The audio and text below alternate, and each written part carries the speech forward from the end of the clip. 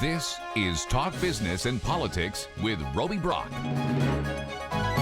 I'm Roby Brock. Welcome to Talk Business and Politics Daily. It's Thursday, September 1st. Let's check out today's top stories. Talk Business and Politics has entered into an agreement with Gray Matters to acquire the Northwest Arkansas Business Journal. The deal, which will create one of the largest Arkansas media companies focused on business and politics, is expected to close in the fourth quarter of 2016. You can read more on our website at talkbusiness.net. Walmart is centralizing its back office store roles, eliminating 7,000 jobs and 4,500 stores in the process. The retail giant has confirmed plans to centralize some invoicing and store accounting roles, roughly 1 to 2 positions per store, over the next few months. And a proposed constitutional amendment allowing casinos in 3 Arkansas counties has qualified for the ballot. The measure, if approved by voters, will allow for casinos in Boone, Miller, and Washington counties. And those are your top stories of the day. You can check out a full read on those articles and much more at our website at talkbusiness.net. Still to come, Lieutenant Governor Tim Griffin has a few items on his agenda. We'll also find out who his favorite Democrat is. Plus a look at the latest on the energy front, and Dr. Kelly Hunt Lyon weighs in on how entrepreneurship and education should be better connected. First Security is here. Only here. So that means we're here, here, and here. Even here. And definitely here.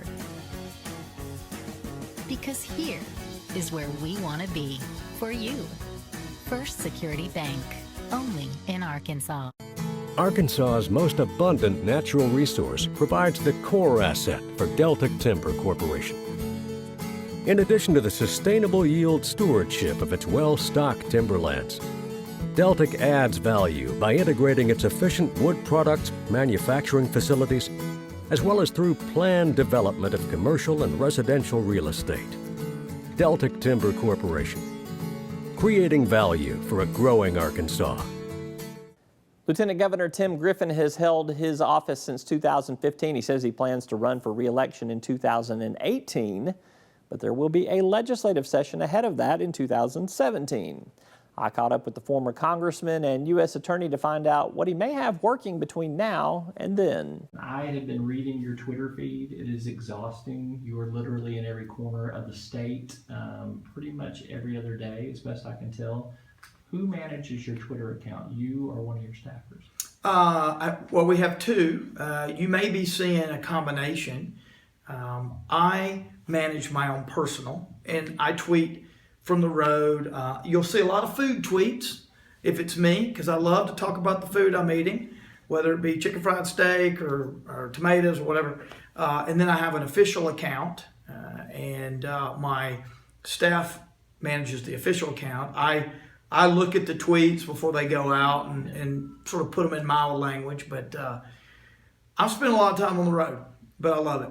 In the 2017 session, you're going to oversee the Senate chamber, as you do, the Lieutenant Governor does. You've also had a chance to work on a lot of issues over the last couple of years: veterans, tax cuts, human services, education. If you could only guarantee that one of those issues would get 100% of what you want done from it, what would you want to see accomplished?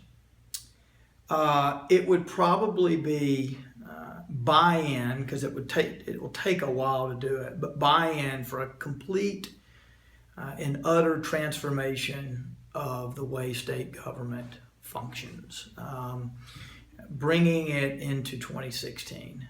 We have most governments, federal, state, not just our state, but all state governments, they do not have the market forces the way, say, FedEx and UPS do, pushing them to innovate and change. So change of government is very difficult. And you want to see that because you think it would basically starve the beast? No, I do not believe it. No, here's what I believe. No, I believe it will serve Arkansans better for less money. And I believe that there's a line item in our budget right now that's invisible, and it's entitled Doing Things the Old Way. And it's a massive amount of money, whether it's 10%, 15%, whatever it is. And almost every debate we have in this state, whether it's, I want to do bold and comprehensive tax reform. Well, people always say, well, but there's a limit on that because we got to have revenue to fund this, the government. And then you say, well, I want to put a line item in the budget for infrastructure and highways, so it's in general revenue in the budget every year, and it's not totally dependent on ballot initiatives or the federal government or whatever. Well, there's limits on that because we don't have a lot of free money. It always boils down, whether you're giving money back to the taxpayer or whether you're investing in infrastructure or whatever, it boils down to money. My view is there is a massive amount of money in a line item doing things the old way. We ought to be asking, not how have we done it, not how we do it, but how should we be doing it. No one can look you in the eye and tell you that our government or the federal government operates in a 2016 bottom-up fashion. No question that it does not. And I think this is it's going to be a long-term process, but Margaret Thatcher used to say, first win the argument, then win the vote. So I think we've got a lot of communicating to do on this, but here's the beauty. We have a moral obligation not to spend taxpayer dollars in a way that's not wise. Number two, if we do this and make government smarter, Arkansans will get better results, better services, whether it be DHS or somewhere else. And number three, we'll have money freed up for lowering taxes and being more competitive. So that's a lot, but we got to start somewhere, and I'm going to keep preaching that. That's Lieutenant Governor Tim Griffin. A quick break and we'll check out our latest Arkansas Energy Report. Is the natural gas sector poised for a rebound? Also, Dr. Kelly Hunt-Lyon with Webster University joins me to talk about her recent guest editorial on entrepreneurship and education. More after this word from our sponsors.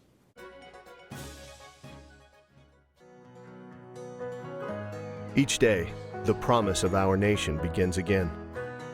Arkansas and America moving forward. I help make that promise a reality. It's not for everyone, but people everywhere depend on us. Oh, I love you too, sweetie. Trucking delivers, or everything stops. And that's what drives me. I did. As Arkansas's population grows, so do our energy demands. But with the right mix of resources, reliable, affordable power will always be a reality. These resources are all around us in our rivers, blowing through our trees, even right below our feet. The answer isn't focusing on one resource, it's embracing them all. The electric cooperatives of Arkansas know that a balanced approach to power builds our communities and powers our dreams. Visit themixmatters.com and see why there's power in knowledge. Time to check out some power moves. Our Arkansas Energy Report is a monthly compilation of activity in the natural gas, electric fuel prices, and renewable energy markets. The report is brought to you by transmission operator MISO and the Arkansas State Chamber of Commerce. Here are some highlights of the latest report. First of all, severance taxes, natural gas, they're down in Arkansas, and that's not a good thing. The state's natural gas sector has been largely dormant compared to the go-go days, the Fayetteville shale boom. For the fiscal year ended June 30th, severance tax revenue for natural gas sales declined almost 60% to $31.8 million. In the first month of the new fiscal year, July severance tax collections only amounted to $1.76 million. That's down nearly 50% from a year ago. And that total is less than every month in the last fiscal year except May and June, the 2 months preceding the July revenue report. How about fuel prices? What are you paying at the pump? Fuel prices in Arkansas are below $2 a gallon and expected to stay that way through the Labor Day weekend, just a few more days. Analysts attribute abundant stockpiles of gasoline from the nation's refineries for the starkly lower pump prices across the country during this summer driving season. However, the U.S. Department of Energy also last week reported that the largest gasoline supply decline since April was recorded, so don't be surprised to see those prices inch up headed into the fall. And finally, power prices surged in August as summer electricity demands peaked. As consumers burn their air conditioners to stay cool during the dog days of summer, U.S. spot electricity prices have nearly doubled in most markets as the nation's top utilities and grid operators have seen a big increase in power demand. Spot prices for electricity delivery range from a high of $72.68 per megawatt hours into the New England market to $36.17 in the Southwest. We have affordable electricity here in Arkansas. Be thankful. You can check out that data plus some of the big headlines of stories we covered in the energy sector in the Arkansas Energy Report at talkbusiness.net. Still to come, Kelly Hunt Lyon with Webster University. She's written an op-ed for us sharing thoughts from her research on entrepreneurship and education. That conversation when we come back. Circuits turn on the lights by making a connection, by closing the loop. At Entergy, we believe our economy is circular too. What you put in comes back. So we invest billions in new infrastructure, which helps attract new industry, which helps create new jobs. We partner with local communities to electrify the economy. And together, we power life. Entergy. You've likely heard of the Great Arkansas Treasure Hunt. In fact, you or your business may have property to claim in the hunt. But where does this treasure come from? Businesses like yours. The law calls it unclaimed property. If your business is holding money on its books that you've not been able to return to the owner, it's most likely unclaimed property, and the law requires it to be sent to the state auditor's office each year. Auditor Andrea Lee's office can make the process for businesses to comply with the law easy and straightforward. Help us help you return Arkansans' unclaimed property at auditor.ar.gov. Dr. Kelly Hunt Lyon is the director of Webster University's Little Rock area campuses. She recently penned an editorial for us that was the accumulation of research towards her PhD. Hunt's research reinforces the theory that education and economic development are intertwined, but it also shows that entrepreneurship can and should play a key role. All right, Kelly, let's talk first of all. The whole state of Arkansas in higher education is going to undergo a fundamental kind of new challenge over the next several months of putting together an outcomes funding-based framework for the funding formula. What's kind of your take on the departure from where we've been and where we are going?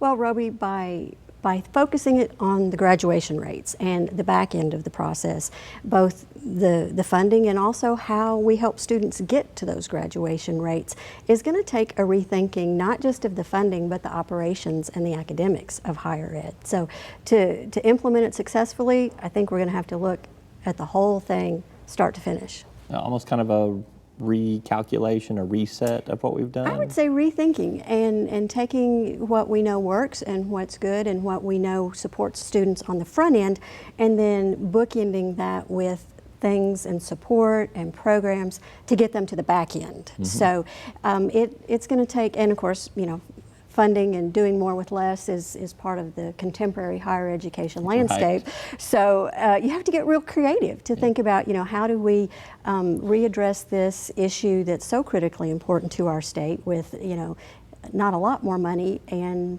more focus on the outcomes. Where do you see students stumble now? We get them in, but we don't always get them to the graduation point. What causes people to get off track in that respect? Well, it's different for every institution, and community colleges have different issues than universities. And with so many students now having to work to support their college career, you know, life gets in the way sometimes, and you know, you have competing factors. And I also think part of this process, I hope we see people redefining what it means to be a student, because people think a lot about the traditional, you know, 18 to 24-year-olds just coming out of high school, but students now are, you know, in the 25 to 45 range. Right. And you know, they're working. You know, they look for different issues, they have different demands. On the flip side, they also know how important an education is, and they tend to be more motivated. So, you know, I think kind of in the middle sometimes is a hard place for people to stay focused and to persist. So you and I have worked together on a governor's staff in the Jim Guy Tucker days, and really even before Jim Guy Tucker's governorship, governors in Arkansas, and we've seen this since Clinton to the modern era, talk about education and economic development being pretty much symbiotic there.